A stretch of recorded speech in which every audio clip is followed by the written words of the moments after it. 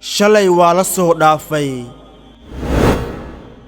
aaway wixii tagay oo shalay ahaa miyaan soo celin karnaa miyaan arki karnaa jawaabtu waa maya wixii tagay waa xusuus ku jirta maskaxdaada ma ahan wax la taaban kara wixii tagay waa taariikh ma tirtiri kartid waxna kama bedeli kartid waxayna ahaayeen wax qoran sabab ayayna ku dhaceen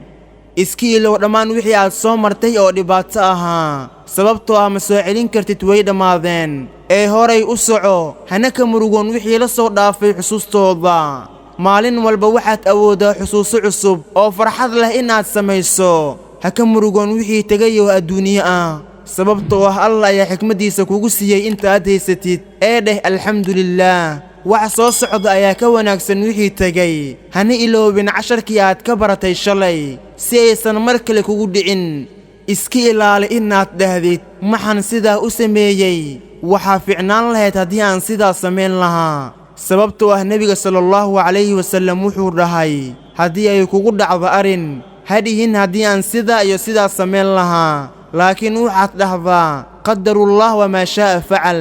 waayo ereyga haddii waxay kuu furaysaa shaqooyinka shayddaanka ugu dambayn waxa kuu soo socda ayaa ka qurux badan wax aad weyday